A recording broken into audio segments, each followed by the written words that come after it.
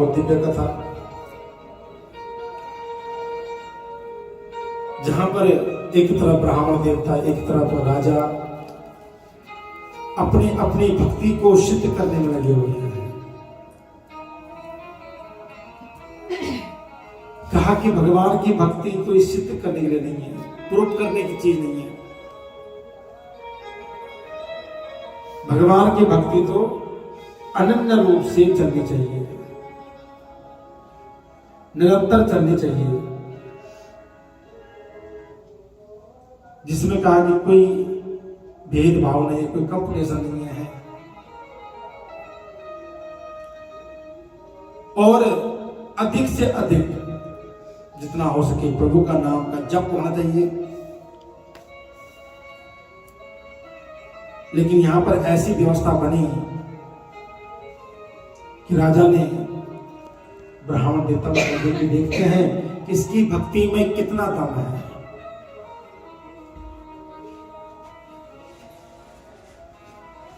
आज जो भगवान के गण हैं वो कहते हैं कि कदाचित् विष्णुदासोता कृत्वा नित्य विविधता शुभ कर्मा करो तावद हत को प्यालक्षिता। कहा कि एक समय की बात है, विष्णुदास अपने श्रद्धा बंधन को करके, अपना पूजा पाठ करके, नित्य कर्म करके भगवान के भोग के लिए भोजन बनाया, पाक बनाया। और जब भगवान को भोग लगाने गया तो पीछे से जो बना हुआ भोग था वो गायब हो गया। और एक दिन गायब हुआ, फिर दूसरे दिन वो गायब हुआ। ऐसे करते करते 7 दिन बीत गए। एवं सप्तदिनं तस्या पाकं कोऽप्यहरन्नुपः तथा शविस्मया शोकं मनस्यैव विचार्यता। कहा महाराज एक दिन नहीं, ब्राह्मण 7 दिन तक भूखे रहे। अब भोजन बनाया, जब तक ठाकुर जी के लिए भोजन प्रसाद ले गए मंदिर में, भोग लगवाया, तब तो वापस आए तो भोग। आज ब्राह्मण देवता के मन में आया कि ये है कौन जो रोज मैं भोजन बनाता हूं और ये चुरा के ले जाता है, जरा मैं भी देखूं जरा आज। और उन्होंने आज एक ठाकुर जी की थाली अलग निकाली और वह साइड पे रख दी और अपने आप दरवाजे के पीछे छुप गए। कहा कि इस संसार में हर चीज में, हर वस्त्र में, हर चीज में दोष है। अगर हम कहते हैं वस्त्र पहनने से दोष है, भोजन सामग्री में भी दोष है। इसलिए कभी भी हो भोजन बनाएं, लेकिन भोजन बनाने के बाद उसमें तुलसी पत्ता चढ़ा करके ठाकुर जी को भोग अवश्य लगाएं। तेरा तुझको अर्पण क्या लागे मेरा। भगवान को भोग लगाए बिना भोजन नहीं करना चाहिए। कहा कि जो भी उस भोजन में दोष है वो दोष भगवान स्वीकार कर लेते हैं और वो फिर क्या बनाता है, प्रसाद बन जाता है हमारे। और प्रसाद ही पाने का आनंद ही अलग है। प्रसाद जब पाएंगे तो उसका बड़ा ही सुंदर आनंद है।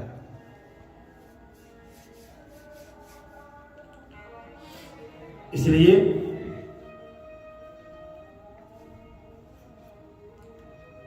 भगवान का प्रसाद जब बन जाता है तो कहा कि उसके जितने भी दोष हैं वो सब ठाकुर जी हरण कर लेते हैं।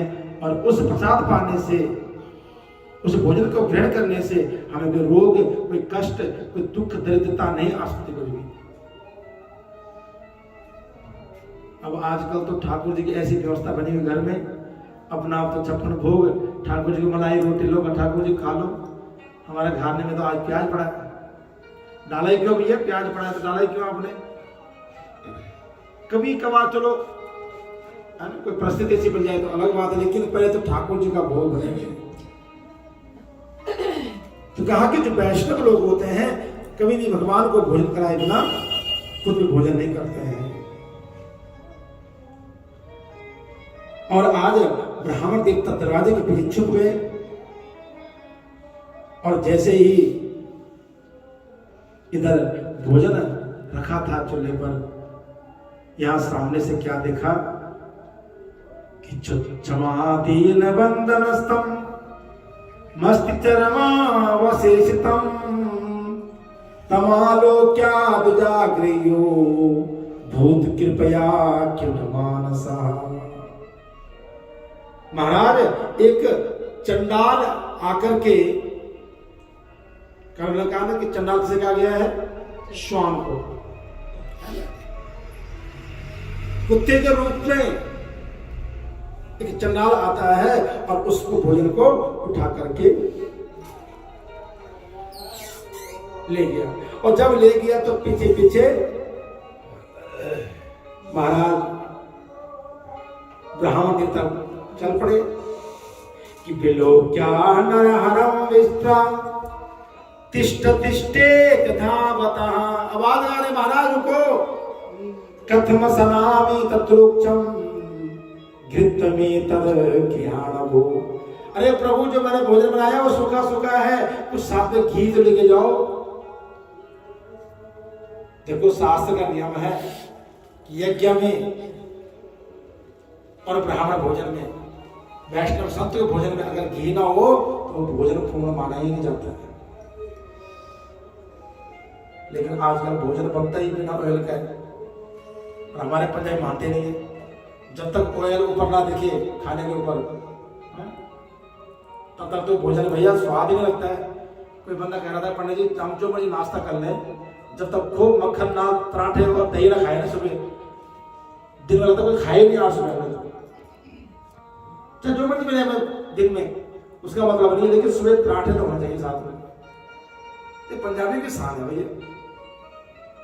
तो भैया आज ब्राह्मण देवता पीछे पीछे भाग रहे हैं उस चंडाल के भैया कि थोड़ा सा घी ले लीजिए साथ में, सूखा सूखा मत खाइए प्रभु। लेकिन जब पीछे भाग रहे थे तो अचानक क्या हुआ, चंडाल देखा पीछे में ब्राह्मण देवता भाग रहे हैं और वो बहुत तेजी से भागे। जब तेजी से भागे तो आगे तक करके गिर गए और जब गिरे तो उनके ऊपर पेड़ा पीताम्बर था वो ब्राह्मण गले में उनके ऊपर डाल दिया और उनको हवा लगाने लगे। और जब उनको हवा की तो ब्राह्मण देवता एकटुक होके उनको देखने लगे। क्या देखा कि पीताम्बरोजतर बाहो श्रीवत्सानम किरीटिनम अतसी पुष्प संकासम कौस्तभोरस्थलम देवम। साक्षात भगवान नारायण उस दिव्य देह से प्रकट हो गए। ओ नारायण भगवान की जय। उस पीताम्बर ढके हुए शरीर से एक दिव्य शरीर चतुर्मुख रूप में, चार हाथ गले में वैजयंती माला सर्प चक्र खड़े हो गए। और इतना ही नहीं कि अथा सक्रादयो देवा तत्रेवाभ्यास्त्रत्र गंधर्वासुरश्चापि जगमुच्चारो मुदा। कहा महाराज सभी देवता लोग वहां पर आकर के प्रकट हो गए। यहाँ तक गंधर्व किन्नर स्वर्ग लोक की अप्सराएं तक वहां पर नित्य गीत गाने लग गई। कोई नृत्य कर रहा है, कोई गीत गा रहा है भगवान के स्वागत में। आज ब्रह्मा जी ने आज ब्राह्मण देवता को अपने गले लगाया, भगवान नारायण ने उन्हें अपने गले लगाया। यह ब्राह्मण देवता आप धन्य हैं, आपकी भक्ति धन्य है। जब तक इस भूधरा पर आप जैसे वैष्णव और आप जैसे त्यागी और संत ब्राह्मण रहेंगे, तब तक इस भूधरा पर सदैव भक्तों का कल्याण अवश्य होगा। क्योंकि एक अच्छा गुरु, एक अच्छा ब्राह्मण, एक अच्छा संत होना जरूरी है, जो आपका मार्गदर्शन कर सके। देखो हम लोग पूजा पाठ करवाते हैं एक घर में, क्या ढूंढते हैं? कोई अच्छे पंडित जी हो तो उनसे करवाएंगे। देखो धोती तो दुनिया पहन रही है, कुर्ता दुनिया पहन रही है। कल राजेंद्र दास जी की कथा सुन रहा था मैं, उन्होंने एक शब्द कहा है कि देखो आजकल आडंबर बहुत पूजनीय हो गए हैं। जो मीठी मीठी बातें करेगा आपसे, चावलों से करेगा, इधर उधर घूमेगा जजमान की, लोग उसको अच्छा मानते हैं, ब्राह्मण अच्छा है। क्योंकि जिसका सब रेट वो सस्ता होगा, ये होता है। तो बड़ी बढ़िया है ये, ठीक है। चाहे वो मंत्र अशुद्धि बोल रहे हो, तुम्हें क्या पता क्या मंत्र बोल रहा है।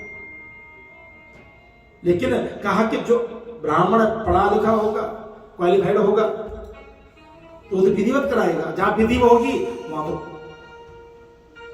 थोड़ा खर्च ज्यादा तरीके लगेगा, क्योंकि जितनी बड़ी डिग्री भैया उस हिसाब से आदमी काम करता है। लेकिन लोग उसको नहीं ढूंढते। आजकल लोग ढूंढते हैं कि जो कि बड़ा तोता बड़ा पोता, पगड़ी बड़ी ब्राह्मण की, और अक्षरम चेवृदानामी, हाँ जी पुनः पुनः है। कली का लक्षण हमारे गुरु जी बोल रहे, बढ़िया धोती पहनी हो, बढ़िया पटका पे लगाया हो गले में, सुंदर सा त्रिपुण, और अक्षर एक ना आता हो, अक्षरम चेयामी, हाँ जी पुनः, हाँ जी बाबू जी, हाँ जी माता जी, बस हो जाएगा जी, बस चिंता ना करो बस। ऐसे ब्राह्मण कभी भी हो ध्यान रखना, बच के रहे। जो आपके हर हाँ पे हाँ मिलाए, समझना वो ब्राह्मण नहीं है। कुछ तो बात हो, ऐसा हो जहां पर वो आपकी बात को काट सके। नहीं बोला जी ऐसा नहीं, हमने ऐसा करना है, शास्त्र में ऐसे लिखा हुआ, हमने ऐसा करना है। अब एक चीज देखो ना कि मंदिर में वो ब्राह्मण टिके हुए आज गेट पे, किसी 20 साल 25 साल से, जो कमेटी वालों के हाँ पे हाँ मिलाएंगे। जिसने एक बार ना कर दी ना, वो किया। कहीं भी देख लो आप, जिसको ये लगेगा हाँ भाई कहीं मैंने बाहर कहीं कुछ मेरी व्यवस्था नहीं पड़ सकती या मैं खा सकता बाहर, तो वो टिके हुए हैं कि 25 साल हमें भी भैया विद्यालय में। लेकिन जो पढ़ा लिखा होगा कहीं ना कहीं आपकी बातों का विरोध अवश्य करेगा। क्योंकि आजकल हमारे बच्चे नहीं पूरी बात सुनते हमारे, वो भी हमारे हर नियम फॉलो करेंगे। वो भी कई बार बोल देते हैं पापा ऐसा नहीं, ऐसा होता है, होता ही नहीं होता है। तो आप तो फिर भी पढ़े लिखे हो, एजुकेटेड हो, उम्रदार हो, आप कैसे सुन लोगे? किसी मालिक के अंदर काम करोगे 10 दिन 20 दिन, जब आप बोलोगे भाई हद हो रही है, एक दिन आप लोग बोलोगे सर ऐसा नहीं हो सकता, काम ऐसा नहीं, ऐसा चलता है काम। कि बड़े बड़े कंपनी में भी उन्होंने अपने सलाहकार रखे होते हैं। आज देश को चलाने वाला पीएम मोदी है, प्रधानमंत्री, लेकिन उसके सलाहकार भी कौन है? क्या नाम है उसका? जयशंकर। एक और भी है, अजीत डोभाल। अब बहुत पुराना बंदा है, आज नहीं है। और डोभाल क्या होता है पता है आपको? ब्राह्मणी है, पौड़ी का है, उत्तराखंड का। जितनी साल बुद्धि ब्राह्मण की होती है ना, ध्यान रखना, ब्राह्मण बल से नहीं खाता है, ताकत से नहीं खाता, वो बुद्धि से खाता है। शास्त्र प्रमाण है इस चीज का कि ब्राह्मण से कोई आज तक तर्क में जीत नहीं पाएगा। और दूसरी बंदर की बुद्धि बड़ी तेज होती है। जितनी सार्थ बुद्धि कहा कि ब्राह्मण की होती है। और जितने भी आज तक राजा महाराजा रहे हमारे पूर्वज, अच्छे राजा, उनके सलाहकार सदैव कोई संत कोई ब्राह्मण रहा होगा। आप हिस्ट्री पढ़ के देखिए, आप राम राज्य देख लो, भगवान कृष्ण का राजा देख लो। लेकिन आजकल के राजा तो ब्राह्मणों को पूछते नहीं, उन्हें जहां चाहे 2 माला मिल जाए गले में डाल लेंगे, पटका मिल रहा होगा वहीं घुस जाएंगे, चाहे वो वैसे खाना क्यों ना हो, जुआ खाना क्यों ना हो। उनके सलाहकार भी ऐसे होंगे। अब फिर कहां भी कहा कि जो आप गुरु हो, सलाहकार मतलब आप गुरु होना चाहिए, वो उच्च कोटि का हो, पढ़ा लिखा हो। पहले के टाइम पे जो मंदिर की चलती व्यवस्था वो ब्राह्मण के अनुकूल चलती। जो ट्रस्टी मेंबर होते हैं वो क्या करते हैं, सेवक के रूप में होते हैं। पंडित जी कहां कैसे करना है, कौन से त्योहार में कैसे मनाना है बताइए आप। लेकिन अब ट्रस्टी उल्टा थोपते हैं ब्राह्मण पे, ऐसा नहीं ऐसा करेंगे जी आप। तो जो पढ़ा लिखा होगा कभी भी किसी के गुलाम में नहीं रहेगा, स्वतंत्र भाव से जीवन जिएगा, लेकिन आपको अच्छा मार्गदर्शन जरूर करवाएगा। उसके मंत्रों में शुद्धता होगी, ध्यान रखना। जो सुन सुन के मंत्र याद किए हुए टीवियों से इधर से, उस मंत्र का फल भी नहीं है, ये ध्यान रखना। मैंने कहा पहले कहा है कि जो हम मंत्र जपते हैं सुन करके, उस मंत्र का फल नहीं है।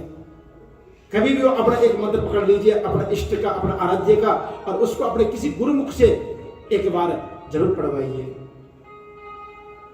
और उस मंत्र को जपना शुरू कर दीजिए। और जब मंत्र जपोगे उस मंत्र की फल कितना मिलेगा ये आपको भी नहीं पता। अब आजकल देखो हवन, पूजा पाठ सब करने लग गए, शादी ब्याह सब करने लग गए। कितना दुर्भाग्य है हमारे देखो सनातन का। पहले एक ब्राह्मण था पूजा पाठ के लिए, अब तो वो जो व्हाइट ड्रेस में आते ना, क्या लड़कियां या क्या कहते हैं ब्रह्म कुमारी, हवन करवा रही है और वेद मंत्र के साथ में। जिनका जो संस्कार नहीं है उसको तो वेद पढ़ने का अधिकार कहाँ है, उसको तो वेद मंत्र की दीक्षा दी नहीं जाती। पहले बात हुई है, हम लोग जब गुरुकुल में एडमिशन लेते हैं तो 6 महीने तक ऐसे रहना पड़ता है। जब उत्तरायण होगा जून में, हमारा जुलाई में हमारा एडमिशन होता है, अब फिर आती है बसंत पंचमी। बड़े शास्त्री जी पूछे उनको, 6 महीने तक ऐसी थोड़ा बहुत गीता पढ़ ली, रामचरितमानस पढ़ लिया, लेकिन वेद पढ़ने के लिए हमें प्रॉपर हमारा जनेऊ संस्कार होता है, मुंडन होगा, 10 विधि स्नान होता है, फिर दीक्षा ली जाती है माता पिता से, अगल बगल सभी से, वो दीक्षा गुरु जी दी जाती है ना। लेकिन आजकल तो सुनकर के 4 मंत्र पढ़ लिए फिर लोग हवन करना शुरू कर देते हैं, कभी ना करें। अर्थ का अनर्थ रहता कई बार, पुण्य का हमें पाप का फल भोगना पड़ता है। इसलिए भगवान की भक्ति करनी है तो निरंतर, हाँ जैसे महामंत्र है अपना जपते रहिए, श्री राम जय राम जय जय राम, इस मंत्र का जप करते रहिए। जो भक्ति जो फल इसमें है वो किसी में नहीं है। लेकिन अगर शास्त्र के अनुकूल चलोगे तो उसमें कोई विधि है। कल पुंडरीक जो सुन रहा था, पुंडरीक जी जानते हो आप, कि तुम्हें पूजा नहीं करनी मत करो, हवन नहीं करना मत करो। बड़ी अच्छी लगी उनकी बात मुझे। महामंत्र नहीं जपना मत जपो, लेकिन भगवान से अपना एक रिलेशन तो बनाओ ना, एक रिश्ता तो बनाओ। सुबह उठे, नहाए धोए, ठाकुर जी जो जितना आप सेवा कष्ट करो, ठाकुर जी को बोलते ठाकुर जी का अपने भोग तैयार है, अभी खाना तो ठीक है, मैं तो मैं जा रहा हूँ काम पे, सब व्यवस्था आप भोज पा लीजिए, मैं चला काम पे। कई बंदे घर में ऐसे लोग अकेले में भी नहीं टाइम दे पाते हैं, ध्यान रखना घर का। फिर वापस आए तो आते ही हाथ पैर धो के उनसे हाल चाल पूछ लीजिए, कैसी व्यवस्था है आपकी, ठीक हो, कोई दिक्कत नहीं है, हमारे लोग सेवा है। उनसे ऐसी बातें कीजिए जैसे अपने घर के मेंबर से बात करते हो। हाँ, कभी आप अपना घर खाली पड़ने लगेगा, एक व्यवस्था लगी रहेगी और बड़े सुंदर आपको मन रहेगा ठाकुर जी प्रति। हाँ मेरे घर में कोई बंदा है, मेरे ठाकुर जी विराजमान है और मैं उनसे कुछ बातें करता हूँ। लेकिन हम समझते नहीं, उनको खाली एक मूर्ति के रूप में समझते हैं। 10 मूर्तियां मत रखिए, एक मूर्ति रख लीजिए और उनसे वो भाव रखिए, फिर क्यों नहीं होती कृपा? जरूर होगी, लेकिन हमारा भाव सुंदर होना चाहिए। इसलिए आज भगवान नारायण ने जो है ब्राह्मण नेता को अपने सिरे से लगाया और कहा कि जब तक तुम्हारे जैसे ब्राह्मण इस भूतरा पर रहेंगे तो विश्व का कल्याण ना रहेगा। क्योंकि एक संत तप करता है, उस तप का फल चारों ओर फैलता है। ये ध्यान रखना कि हमारा भारतवर्ष में इतना तप, इतना पूजा, इतना पाठ, इतनी कथाएं होती है कि ना पूछो। ये पाप हो रहे तो पुण्य भी तो हो रहे हैं। कितनी आबादी है हमारे भारतवर्ष की?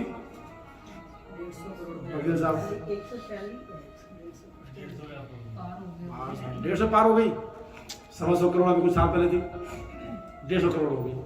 उनमें से अगर 1 करोड़ बंदे भी पूजा पाठ कर रहे होंगे, कितना फल है? कृपा ठाकुर जी, ऐसा नहीं है कि गायंती देवा किल गीत गानी, धन्य स्तुते भारत भूमि भागी। देवता लोग कहते हैं कि धन्य है वो भारत भूमि जहां पर रात दिन देवताओं का, भगवान का गायन होता है, महामंत्र गायन होता है, पूजा पाठ होती है। हम विदेश जा रहे हैं, विदेश भाग, लेकिन हम सिर्फ काम है, वर्क है। अब तो विदेशों में भी बड़ा सुंदर सुंदर मंदिर बनने लग गए। पंडित जी बहुत अच्छी होती है वहाँ पे, मेरी भांजी है, वो कह रहे हैं यहाँ से भी ज्यादा अच्छा वो मंदिर। मैं कह रहा हूँ कि उन लोगों ने हमारे नियम को, हमारे आचरण को, हमारे कल्चर को इतना फॉलो कर दिया है कि ना पूछो। हम लोग तो दिखावा ज्यादा करते हैं, सीधी सी बात है। हाँ, उनकी भक्ति देखिए जरा, क्या भाव है। क्योंकि उन्होंने एक ही चीज देखी, भैया परमात्मा से ऐसे मिलना है बस। गुरुपाद महाराज जी ने जो उनको सिखा दिया, उनको आज सब लोग फॉलो कर रहे हैं। और हमारे यहाँ 10 गुरु हैं, 10 मंदिर हैं, 10 स्थान हैं। जो 10 नाव में बैठता भैया वो तो डूबता ही डूबता है। एक नाव में पैर रखिए, एक नाव में बैठ के नदियां पार हो जाओ भैया, तब देखो फिर। तो आज भगवान नारायण ने विष्णुदास जी को सिरे से लगाया और उनको आशीर्वाद दिया और कहा कि अब आप मेरे विमान में बैठिए। साक्षात भगवान नारायण देखो विमान लेके आए हैं, देखो विष्णुदास जी के लिए। ऐसा नहीं, हर भक्त के लिए विमान भेजा, लेकिन पार्षदों को साथ में भेजा। लेकिन आज भगवान साथ खुद आए हैं। इधर से विमान निकल रहा था और उधर यज्ञ चल रहा है कि विमानवस्थितं गच्छतं विष्णु सन्निधिकं दीक्षातोलरिपितं विष्णुदास सदस्या। इधर चोल राजा ने देखा कि महाराज यहां से विमान निकल रहा है, इस विमान में भगवान विष्णु बैठे हैं, साथ में ब्राह्मण बैठा हुआ है विष्णु। इसका मतलब मेरा यज्ञ, मेरा पूजा, मेरा पाठ, ये सब बेकार है। आज पता लग गया है कि भगवान प्रसन्न जो है यज्ञ से नहीं हो सकते हैं, सुंदर श्रृंगार करने से नहीं। भगवान की भक्ति होती है निश्चल निष्कपट भाव से। अगर भाव से एक पत्र भी चढ़ा दिया जाए, एक पुष्प भी अर्पण किया जाए तो उसका अनंत फल है।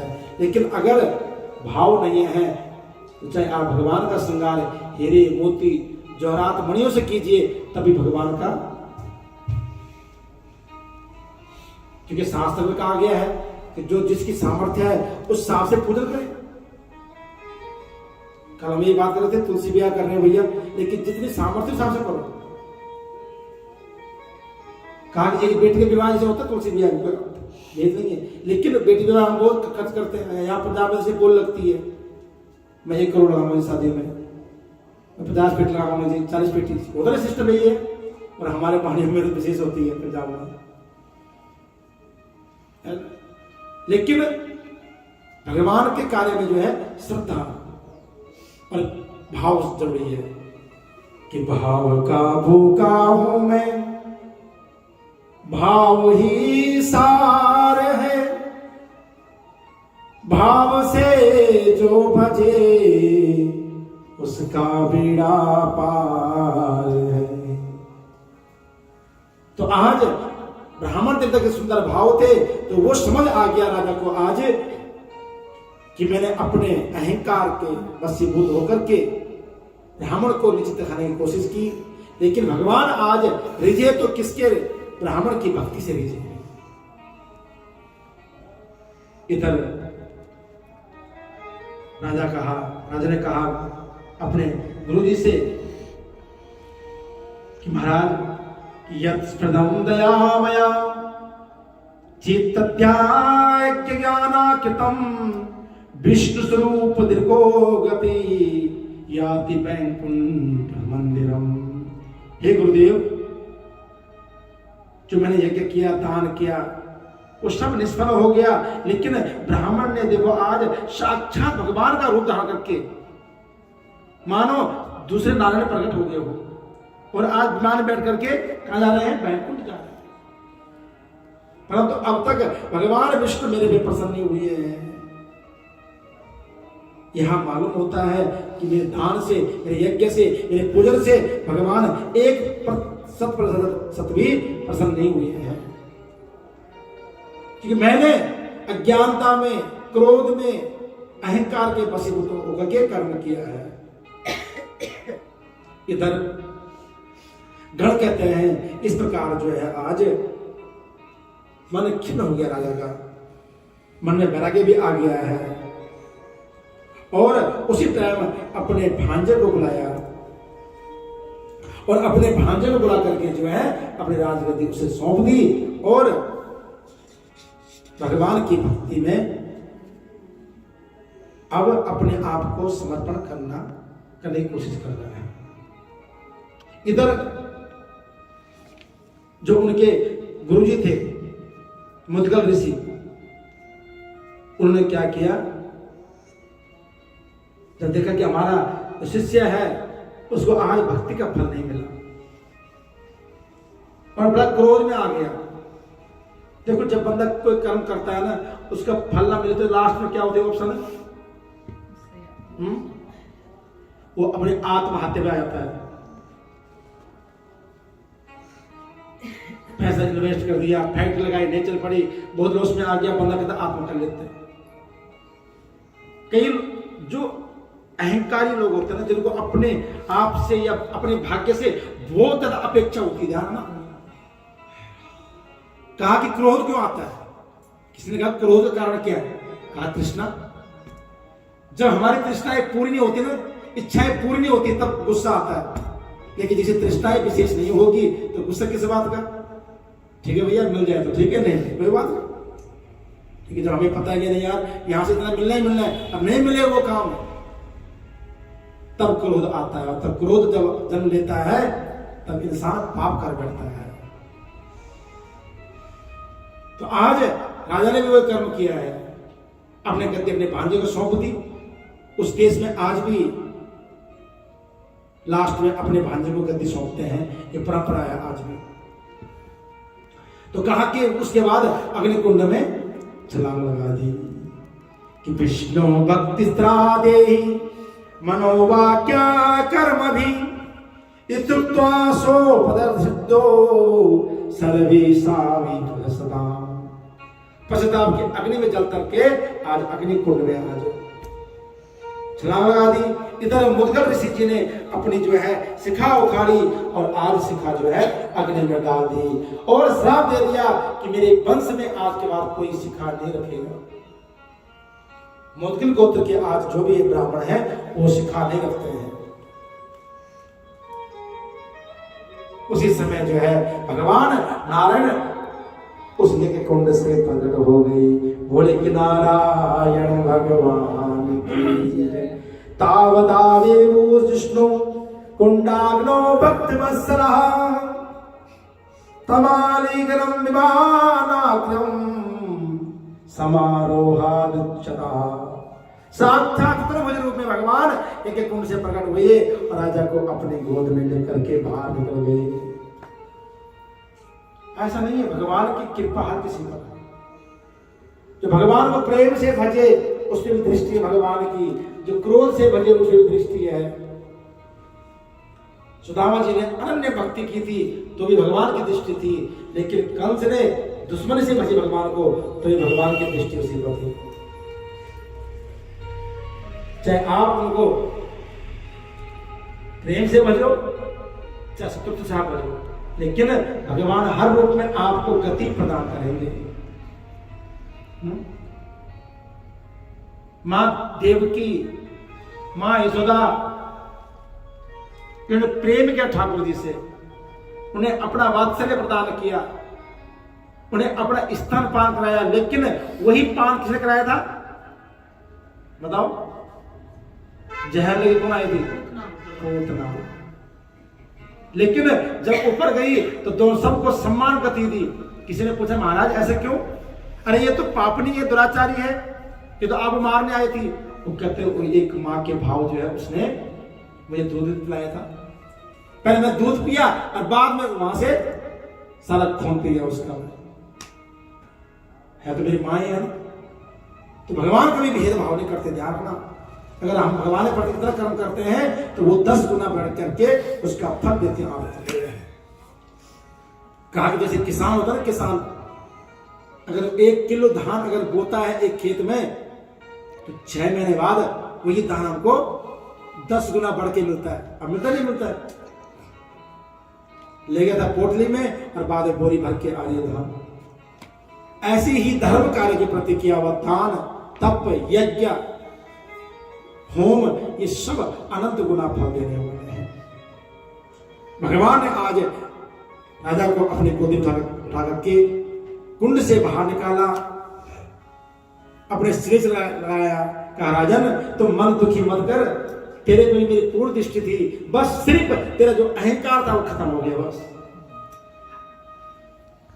जहां तेरा ये धन का था नहीं मैं और मेरा, वो खत्म हो गया। बस जब तूने अपने आप को समर्पण कर दिया सिद्ध यज्ञशाला में, तो वहां से क्या है, तुम पूर्ण रूप से अब धुल चुके हो, शुद्ध हो चुके हो, बैकुंठ के योग्य हो चुके हो। और आज भगवान ने दोनों को अपने विमान में बिठाया और अपने धाम को ले गए। बोले भक्त वत्सल भगवान की जय। इधर गण कहते राजन महाराज, भगवान ने विष्णुदास को पुण्यशील नामक और राजा सुशील को द्वारपाल बना दिया अपना। जो चोर राजा था उसको बनाया सुशील नामक द्वारपाल।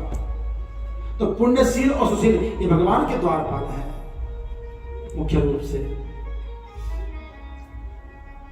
इधर संत कहते हैं कि प्रभु की जो कृपा है ना, वो हमारी इच्छा से नहीं हो सकती है। हम जो मर्जी कर लें, जितना मर्जी चाह लें, कि हमें ये मिल जाए वो मिल जाए, ये हमारी भूल है। एक बात ध्यान रखना कि भगवान की पूजा करनी है, पार करनी है, लेकिन उसमें तृष्णाएं ना रखें। बस इच्छाएं उससे प्रकट नहीं करेंगे भी। हम लोग जाते हैं मंदिर में भी मतलब देखते हैं, लेकिन वहां हमारी अर्जी लंबी होती है लिस्ट, ये हो जाए वो हो जाए, इस बार ये हो जाए उस बार वो हो जाए, लेकिन कर्म निरंतर करो, क्योंकि परमात्मा एक न एक दिन फल देगा, क्योंकि वो परिपूर्ण ब्रह्म स्वरूप माना गया है। कि तू जो चाहता है होता वही है, दाता तेरा किया सब, दाता तेरा किया सब सही है। गाओ सभी बात।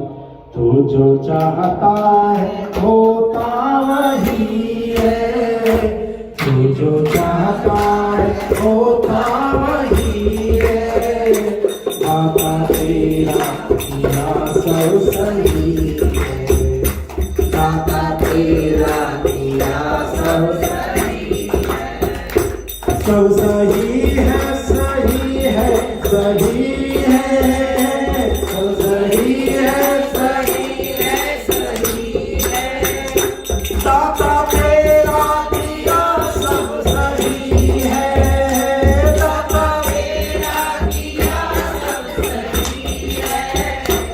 जो जो चाहता है होता वही है, जो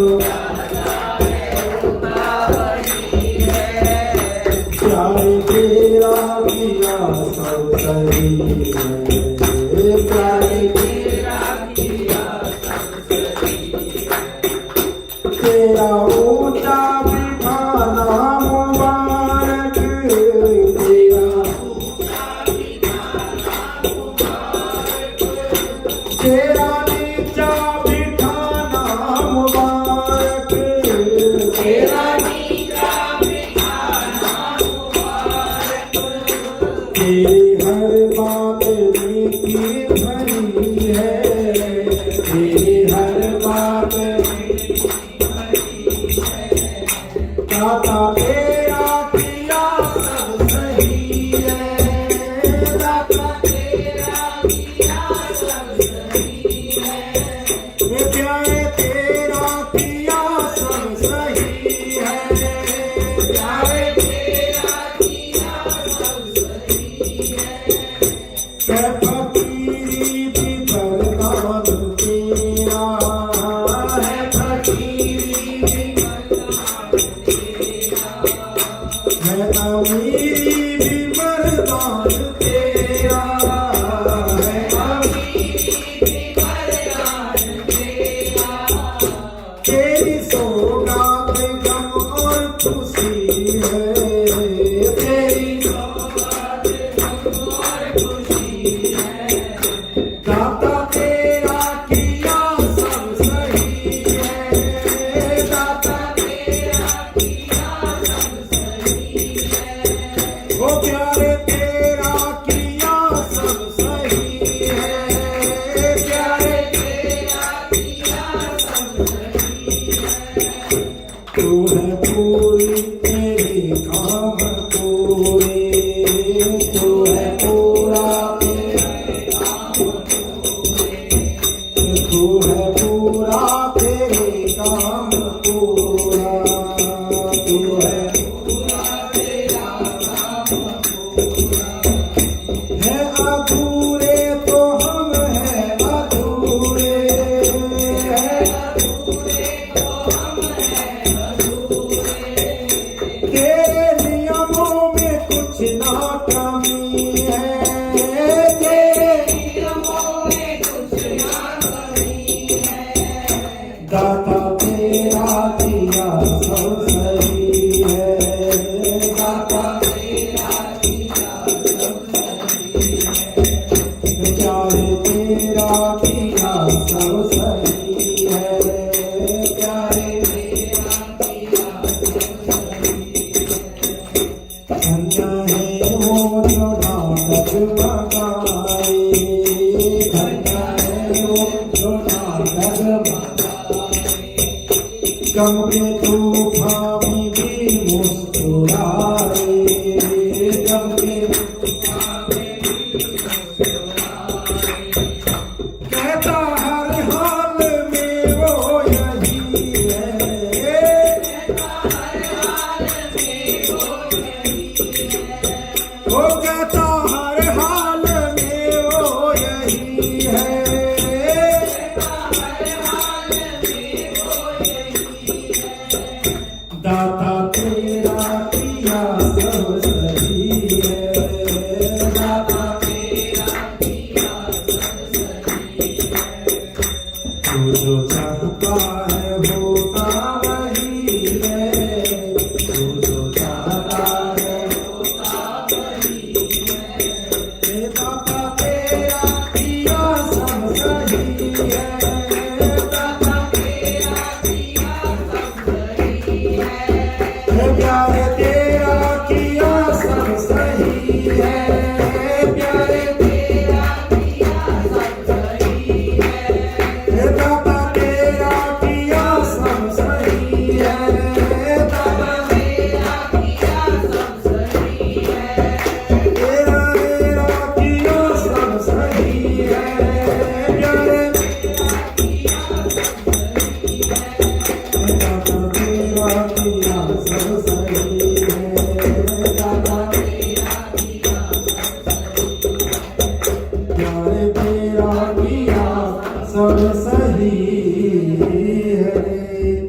भक्त वत्सल भगवान की जय।